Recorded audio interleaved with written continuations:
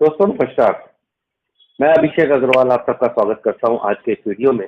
जो आज हम लेकर आए हैं interim maintenance in section 125 CrPC.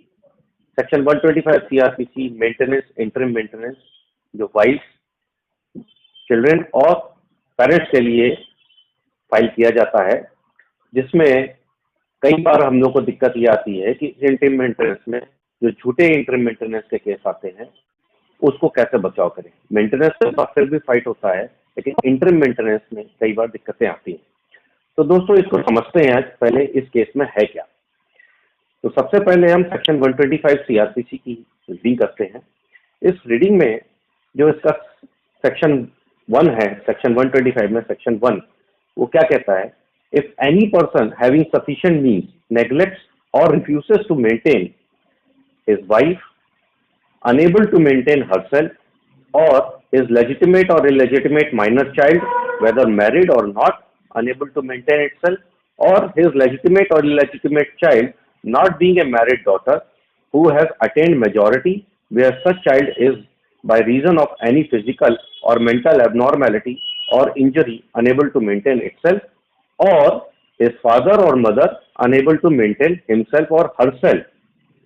यानी कि एक ऐसा व्यक्ति, एक ऐसा पुरुष जो उसके पास सफिशिएंट मीन्स यानी सक्षम होते हुए भी वो नेग्लेक्ट करता है अपनी वाइफ को, यानी कि नकारता है या रिफ्यूज करता है, मना करता है मेंटेन करने से।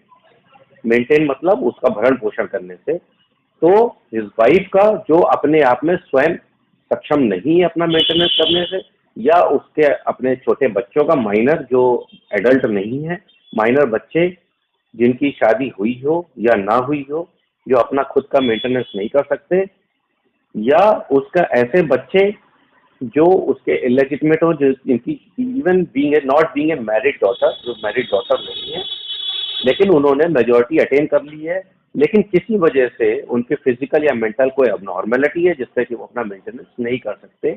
तो और या फिर मदर या फादर जो अपना मेंटेनेंस खुद नहीं कर सकते, उनके लिए एक प्रोविजन किया गया है।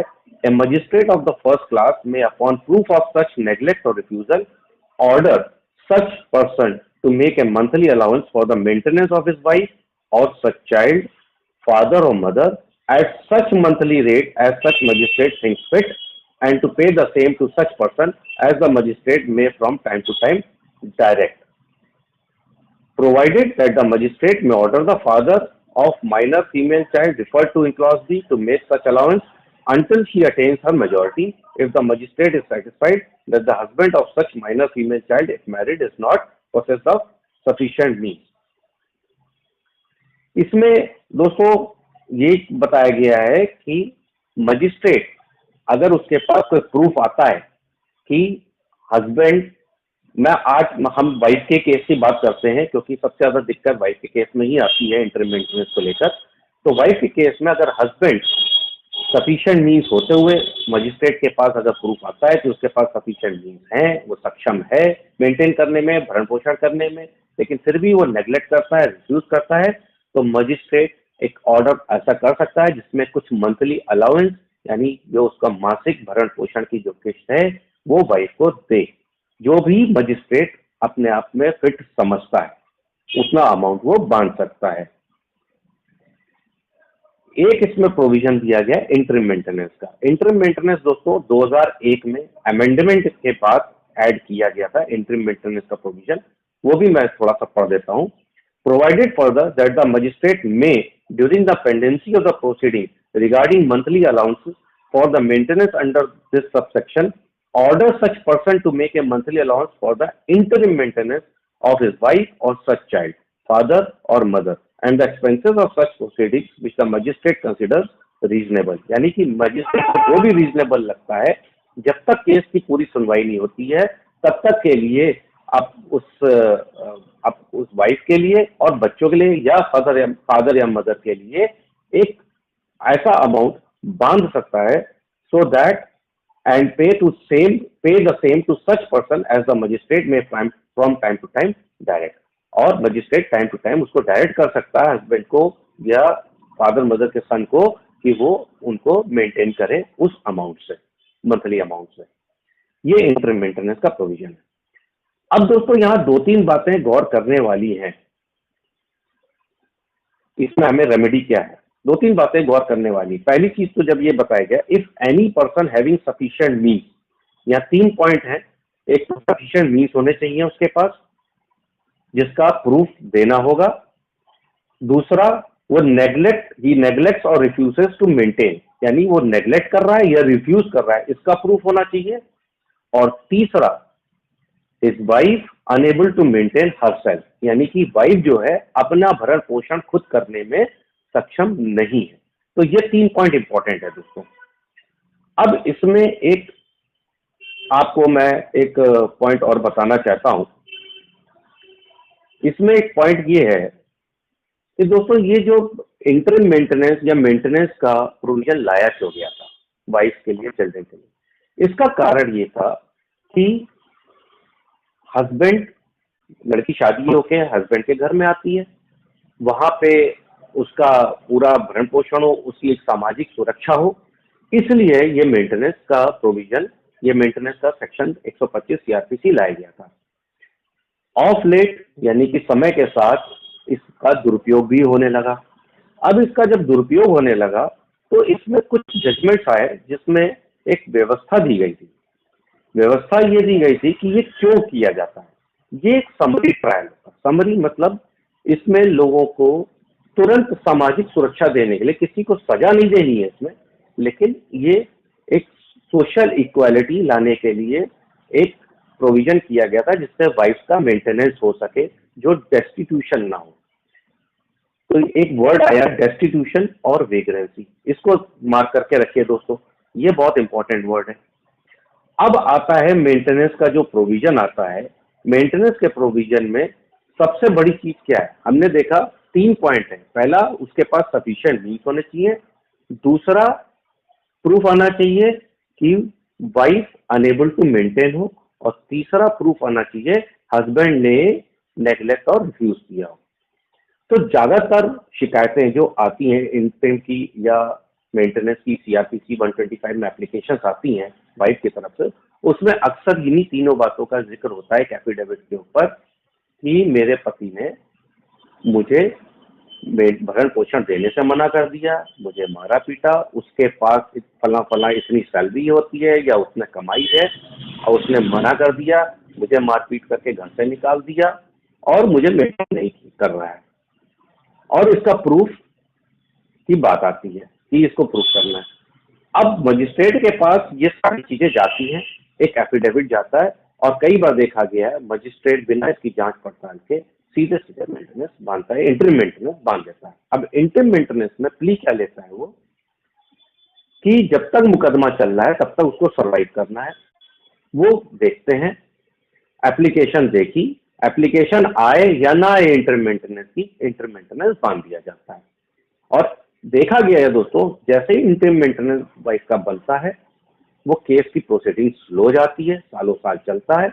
इंटरम मेंटेनेंस ना देने पर उस पर एप्लीकेशन लगती रहती हैं, रिकवरी की एप्लीकेशन आती हैं, लड़का कोर्ट कचहरी चक्कर काटता रहता है, डेट पे डेट मिलती रहती है और मेंटेनेंस देना पड़ता है। और कई बार ना देने पर वो पाइल अप होता जाता है, वो इकट्ठा होता जाता है, उसके एरियर्स होते जाते हैं और फिर इकट्ठा देने में दिक्कत आती है।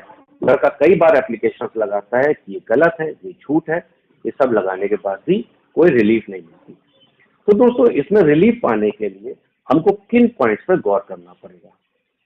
दोस्तों सबसे इंपॉर्टेंट पॉइंट है कि हैविंग सफिशिएंट मीन्स, ये सबसे पहला पॉइंट एक्ट में लिखा हुआ है, सेक्शन में लिखा हुआ है। If any person having sufficient means neglects और रिफ्यूजेस टू मेंटेन। तो दोस्तों ओनर्स ऑफ, यानी कि इसका जो बर्डन ऑफ प्रूफ है वो किसके ऊपर है, ये प्रूफ कौन करेगा कि हस्बैंड के पास सफिशिएंट मीन्स है कि नहीं।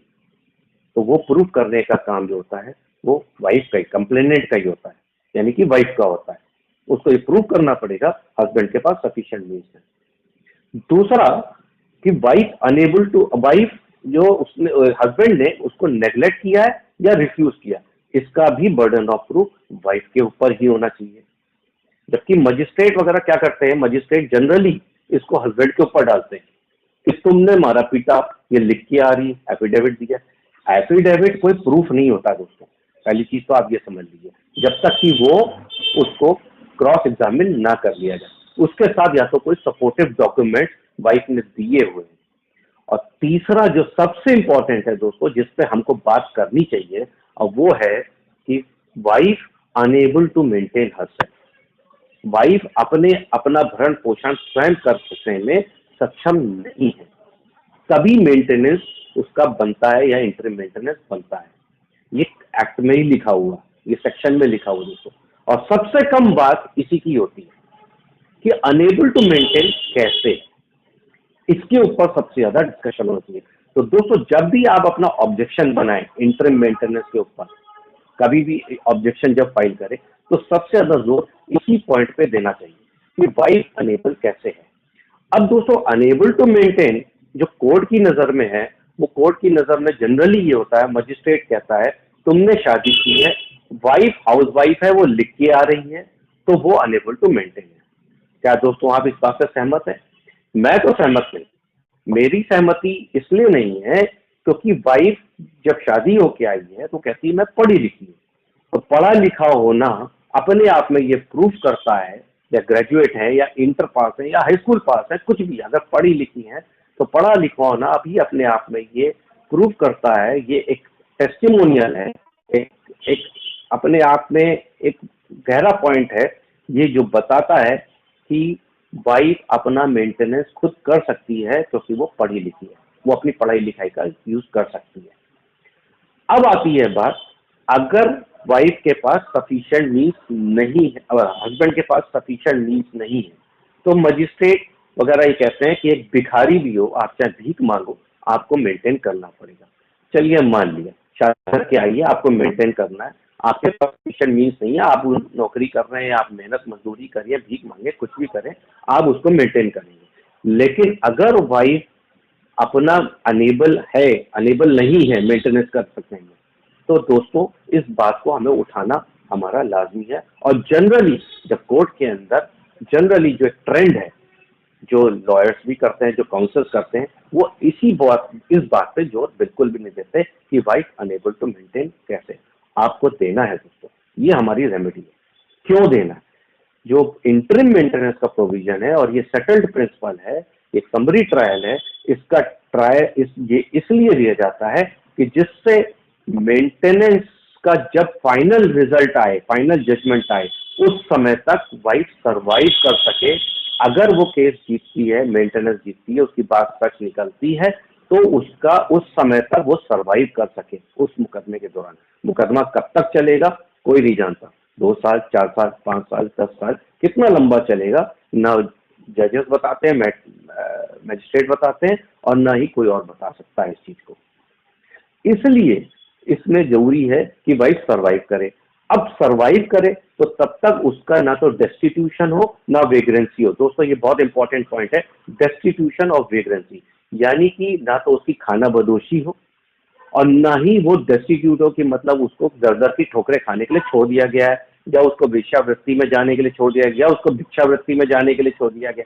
हस्बैंड से तो कहा गया कि आप भीख मांगो, चाहे भीख मांग के दो, लेकिन दो, यानी भिक्षावृत्ति को यहाँ हस्बैंड के लिए बढ़ावा देना है। लेकिन अगर वाइफ की जहां तक बात आती है तो उसकी भिक्षावृत्ति नहीं होनी चाहिए, इसलिए ये मेंटेनेंस इंटरिम मेंटेनेंस का प्रोविजन डाला गया। तो दोस्तों इसी पॉइंट पे आपको जोर देना है। क्या आपको लिख के देना ऑब्जेक्शन में, क्या वाइफ की भिक्षावृत्ति की नौबत है? क्या वाइफ को भूखे मरने की नौबत है? क्या वाइफ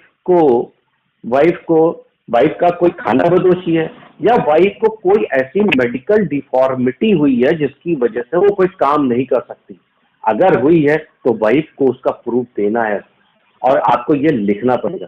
जनरली क्या होता है दोस्तों, मजिस्ट्रेट कहता है आप उनका इंडिपेंडेंट सोर्स ऑफ इनकम दिखाइए। तो दोस्तों ये हमारा काम नहीं है, ये आपका काम नहीं है इंडिपेंडेंट सोर्स ऑफ इनकम दिखाना।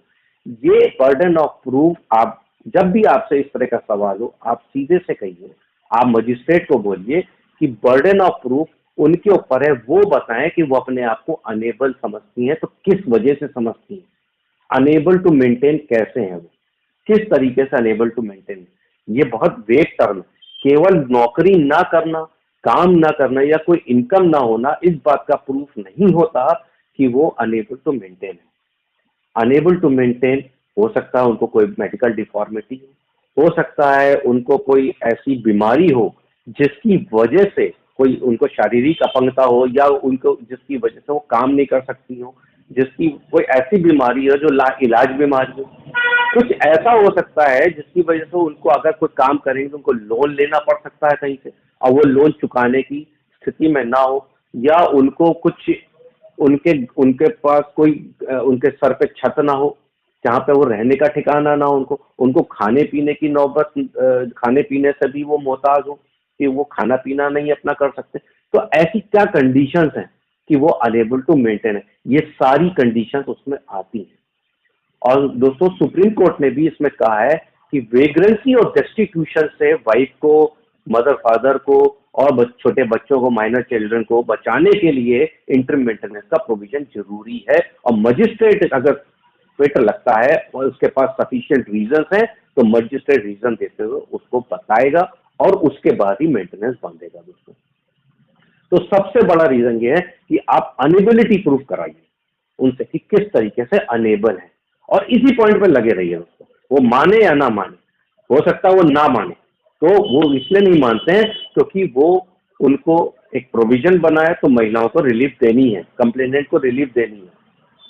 तो दोस्तों इस पे जरूर जोर दीजिए। इंटरिम मेंटेनेंस केवल इसी तरीके से फाइट हो सकता है कि वो बताएं कि उनकी अनेबिलिटी क्या है, क्या वो विग्रेंसी की कंडीशन में, क्या वो डेस्टिट्यूशन की कंडीशन में। तीसरा कंडीशन है जो दूसरा सबसे बड़ा इंपॉर्टेंट पॉइंट है, ये तो हो गया अनेबिलिटी की बात, अनेबिलिटी पे जोर देना बहुत जरूरी है दोस्तों।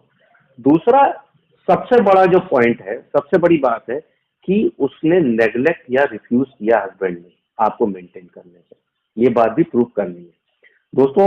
इसके सेक्शन 125 का एक जो पैराग्राफ है, इसमें ये कहता है, इसमें ये बताता है कि वाइफ को बताना पड़ेगा, इसका सेक्शन सब सेक्शन 4 कहता है, no wife shall be entitled to receive an allowance for the maintenance or the interim maintenance and expenses of proceeding as the case may be from her husband under this section if she is living in adultery or if without any sufficient reason she refuses to live with her husband or if they are living separately by mutual consent। दोस्तों ये भी बहुत बड़ा point है। आप इस बात पे अड़िए कि मैंने अपनी वाइफ को मना नहीं किया, ये स्वयं मेरा परित्याग करके, यानी मुझे डेजर्ट करके, मेरा डिजर्शन करके, खुद से उसकी तरफ से डिजर्शन है, मुझे डेजर्टेड करके ये छोड़ के अलग रह रही है या म्यूचुअल कंसल्ट से अलग रह रही है। इस पॉइंट पर जोर दीजिए, और ये बर्डन ऑफ प्रूफ वाइफ के ऊपर लाई करेगा कि वो ये बताए कि उसके पास सफिशिएंट रीजन है, जस्टिफाइड रीजन है अपने हस्बैंड से अलग रहने का, और उसके बाद वो मेंटेनेंस की हकदार है या इंटरिम मेंटेनेंस की हकदार है। तो दोस्तों ये पॉइंट बहुत बड़ा पॉइंट है। आप इस बात पे, अगर आप वास्तव में, वास्तविकता में अगर आपने अपनी वाइफ को डिजर्ट नहीं किया है तो उसको मेंटेनेंस नहीं बनता या इंटरिम मेंटेनेंस उसका नहीं बनता। इस पॉइंट को भी हाईलाइट करें कि वो स्वयं की इच्छा से वो दूर रह रही है, लड़ झगड़ के या मेरे पास सफिशिएंट रीजंस हैं, आप अपने रीजंस दीजिए कि इस बात पे ये मेरे को छोड़ के या मेरा डिजर्शन करके या स्वेच्छा से मेरा परित्याग करके ये छोड़ के गई है। इस पॉइंट पर जोर दीजिए, और ये बर्डन ऑफ प्रूफ उसके ऊपर लाई करेगा कि वो ये बताए कि मेरे हस्बैंड ने रिफ्यूज किया है मुझे मेंटेन करने से, तभी उसका इंटरिम मेंटेनेंस बनेगा, और इस बात पे प्रूफ करिए दोस्तों। इसी चीज पे इंटरिम मेंटेनेंस आप खारिज करा सकते हैं, और शुरू से लेकर आखिरी तक आपको इन्हीं 2-3 पॉइंट पे बिल्कुल अड़ के अपने बातों को रखना है, इन्हीं बातों को। पहला कि वाइफ अनेबल कैसे है, स्वयं से अपने एनेबिलिटी दिखाए। अगर वो कहता है कि आप इंटरिम मेंटेनेंस दीजिए, अनेबिलिटी है नहीं है, ये ट्रायल में देखा जाएगा, अगर ये बात आती है तो आप बोलिए साहब पहले इसी चीज का ट्रायल कर लीजिए, इंटरिम की जरूरत नहीं है। और इंटरिम मेंटेनेंस जो कोर्ट कहता है, सुप्रीम कोर्ट कहता है, केस लॉ कहते हैं कि विद इन 60 डेज मतलब as far as possible 60 days के अंदर ये पास हो जाना चाहिए। इंटरिम मेंटेनेंस दोस्तों किसको दिया जाना चाहिए? इंटरिम मेंटेनेंस हकदार वो है जिसका खाने पीने की नौबत, खाने पीना ना मिलने की नौबत आ गई, जिसके भूखों मरने की नौबत आ गई, जिसका सर्वाइवल मुश्किल हो रहा है बिना उसके। तो कोई भी व्यक्ति 60 दिन तक भी कैसे सर्वाइव करेगा? लेकिन 60 दिन का अगर समय बांधा गया तो 60 दिन के अंदर मजिस्ट्रेट को इंटरिम मेंटेनेंस डिसाइड करना चाहिए। दोनों तरफ के तथ्यों को देख के, जांच के, समझ के ही तब इंटरिम मेंटेनेंस बांधना चाहिए। लेकिन जनरली ये प्रैक्टिस नहीं है कोर्ट में। जनरली इंटरिम मेंटेनेंस की या तो एप्लीकेशन आती है या नहीं आती है, मेंटेनेंस की एप्लीकेशन भी आती है तो कोर्ट इंटरिम बांध देती है, कुछ ना कुछ इंटरिम बांध देती है, ये देखकर कि ये हस्बैंड वाइफ है, हस्बैंड जो है नौकरी करता है या काम करता है, वाइफ लिख के दे देती है एफिडेविट के ऊपर, उस एफिडेविट के आधार पर बांध देते हैं। उस एफिडेविट की सत्यता की जांच करना जरूरी नहीं समझते, ना तो हस्बैंड के कोई डॉक्यूमेंट्स लेते हैं ना देखते हैं। तो दोस्तों जोड़ देना बहुत जरूरी है, क्योंकि आपका पूरा केस मेंटेनेंस इसी के ऊपर डिपेंड करता है।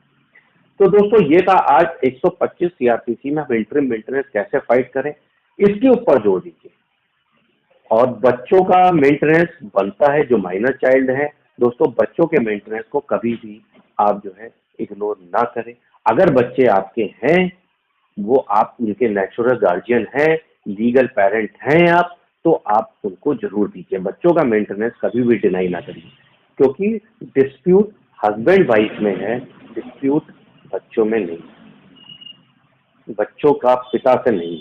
तो पिता की जिम्मेदारी बनती है बच्चों का मेंटेनेंस करना, क्योंकि बच्चे जो माइनर हैं, 18 साल से कम उम्र के हैं, किसी भी सूरत में, क्योंकि ना तो उनकी पढ़ाई लिखाई उतनी है, ना उनमें मैच्योरिटी है, और ना ही हमारे समाज में इतने छोटे बच्चों को इस 18 साल से कम उम्र में कोई अच्छी रिस्पेक्टेबल कोई नौकरी या काम मिलता है बच्चों को। तो बेहतर है उनके भविष्य के लिए बच्चों को मेंटेनेंस दिया जाए। रही बात वाइफ की, अगर झूठा मुकदमा है तो जरूर फाइट करिए, और वाइफ अगर एबल है अपना मेंटेनेंस करने के लिए तो बिल्कुल उसकी एलिजिबिलिटी प्रूव करिए। अगर वो कहती है मुझे मेडिकल डिफॉर्मिटी है, अगर वो ये कहती है कि मैं सक्षम नहीं हूँ अपना मेंटेनेंस, मैं एक हाउस वाइफ हूँ, तो हाउस वाइफ भी कमा के अपना मेंटेनेंस कर सकती है, छोटे मोटे काम कर सकती है। आज इतनी सुविधाएं सरकार दे रही है महिलाओं को, उनको लोन भी फ्री ऑफ इंटरेस्ट दे रही है, इंटरेस्ट फ्री लोन दे रही है महिलाओं के लिए, यहाँ तक कि ट्रैवलिंग भी जो है फ्री कर रखी है सरकारों ने, तो क्यों नहीं काम कर रही है?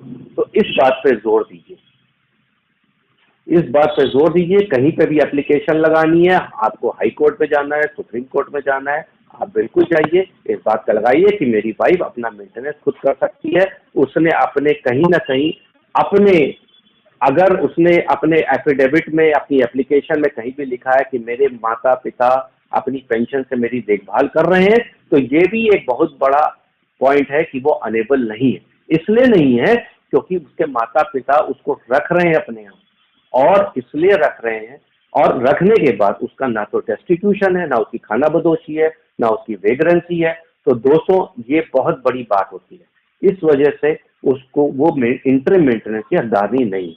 हाँ, फाइनल मेंटेनेंस उसका ट्रायल करा ले, वो उसने जो अपने आरोप लगाए हैं उसको सिद्ध कर ले, और मेंटेनेंस की वो हकदारनी तब बन जाती है। तो इंटरिम मेंटेनेंस फाइट करने का दोस्तों दो तरीके हैं। पहला तरीका आप उसकी अनेबिलिटी के ऊपर फाइट करिए कि वो अनेबल कैसे है, और दूसरी आप ये फाइट करिए कि हमने उसको रिफ्यूज किया, वो स्वेच्छा से रह रही है और कोई जस्टिफाइड रीजन नहीं है मुझे छोड़ने का। तो ये मजिस्ट्रेट के दिलो दिमाग पे आपको बैठा देना, आपको आपके लॉयर को जो भी पैरवी कर रहे हैं उनको ये बात करनी है। अपने लॉयर से भी आप ये बात करिए, जो आपके वकील हैं, उनसे, जो आपके काउंसिल हैं, उनसे बोलिए, इन पॉइंट पे हिट कर। और ये बहुत बड़े पॉइंट होते हैं दोस्तों।